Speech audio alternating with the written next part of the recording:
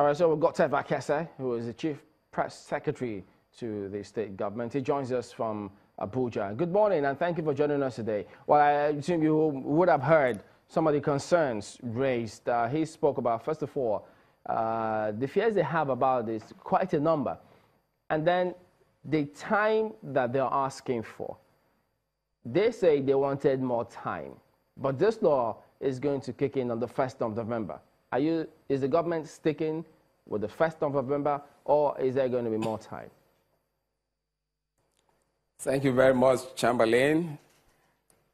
Let me, first of all, on behalf of the governor of Benue State, Samuel Otom, thank the Mietiala Cattle Breeders Association for admitting, for accepting that at long last, Benue has made a law that is going to bring peace and lasting peace between cattle breeders and farmers of the state. The spokesperson for Makaban, there you heard him, he has said it clearly, he has said it repeatedly, that the law which has come to stay in Benue State, which is called the Open Grazing Prohibition and Establishment of Ranches Law, which is of 2017, is the best. The Open Grazing Prohibition and Ranches Establishment Law of 2017 of Benue State is the best approach that any government can embark upon to bring peace to its people. And that is what Governor Samuel Otom has done. And I'm happy that Mietiala has accepted. I mean, that association has come out to say that this approach, that this law is a law that is of the people, is a law that has come to bring lasting peace. So what else can we say? They have already said it. Now, the other things that he raised, I was hoping he will mention the areas that the human rights of their members have been trampled upon, but he didn't say that. I was hoping he would say it. Because the law of Benue State, the Open Grazing Prohibition and Ranches Establishment Law 2017 of Benue State is clear on the fact that it is protecting all. Let me jump in. It is not a law that is out to chase any group of people out of Benue State. All right, let me say, let me just set a couple of things straight. First, I did just start by asking you, I need to be sure you can hear me so that you can respond to some of the questions. Well, we started by asking, he raised some fears, including the one you talked about, but about the dates. How is the state government, is that law kicking off on the 1st of November? Because they talked about their concerns about extending or giving them more time. Well, thank you very much. That aspect has already been addressed by the governor. You listened to Governor Samuel Otom in that report when he said that, the time has already been given, that this law was signed in May, on May 22nd this year, and that grace period between May and November was given.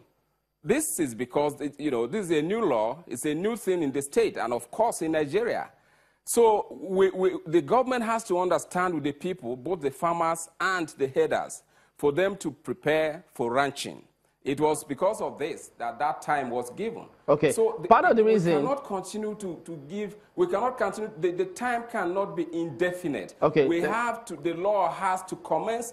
Let me follow up on that. The implementation of the law has to commence. So the governor has already addressed that. Okay, I get that point. Chamberlain, let me just bring it in. Let me follow up on that, because the reason why they say they're asking for that is because he says their fear also is that when this law kicks in, they fear that people will then begin to chase their members out, and as such, their fundamental rights will be breached.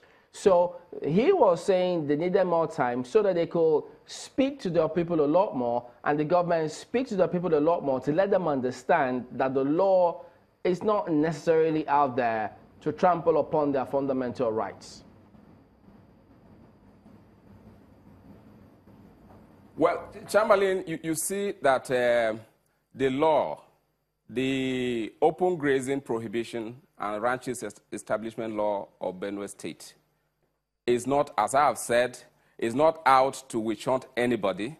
And he also mentioned that that they were not invited to public hearings. They were invited. Because if they claim, as they have said, that many of their members are in Benue State, that is true. The public announcements were made repeatedly, and all groups were invited to participate in public hearings in Benue State. So Makaban was aware of the public hearings, and they were invited to be part of it. All Benue people made input. Public hearings were held in the 3 senatorial zones of Benue State for this law to be made. So it is a people's law. So if the Fulanis say, and as they say, they have been saying, that they are part of Benue State, then of course they were part of the making of this law. So when they ask for time, it gets me confused. What time? The law was not made in one day. The Executive Council of Benue State initiated the bill and sent to the House of Assembly, and it took time because sensitization had to be made repeatedly. And Fulanis who reside in Benue State were carried along in the making of this law. So when they say more time, that's why I don't understand. Because this law is not coming to them as a new thing. They have followed the process of making this law right from the initiation. Right from the time the bill was initiated by the governor and sent to the House of Assembly for passage. So they know exactly, and I'm happy that they have considered that this law is the best option. Governor Samuel Otom has challenged everyone. Anyone who says that the law of Benue State that is stopping open grazing and encouraging ranches is not the best option, to put forward that alternative that he thinks is the best. He has been saying this, and I have not heard anybody come out to challenge him. He has said, look, this is the law that will bring peace, not only to Benue State, but to Nigeria.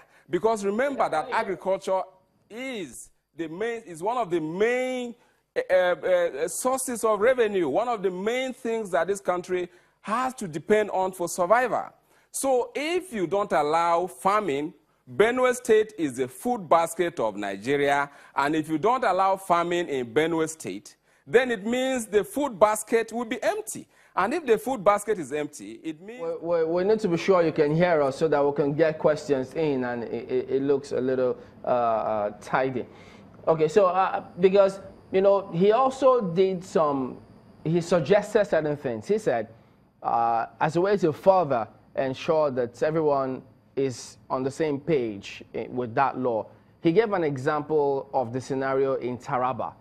He said they also have this law, but there was also another committee that was put in place to review that law, so that as part of ways to further let them know that, look, the concerns or whatever concerns that may not have been captured, perhaps when that other committee looks into it, reviewing the law, they eventually will begin to implement the law. He suggested that if that were done, that would have further perhaps assuage any possible nerves that may be frayed at the moment. Do you think that it's out of place to have another committee look into some other concerns with a view to strengthening that law and implementing the Benue law?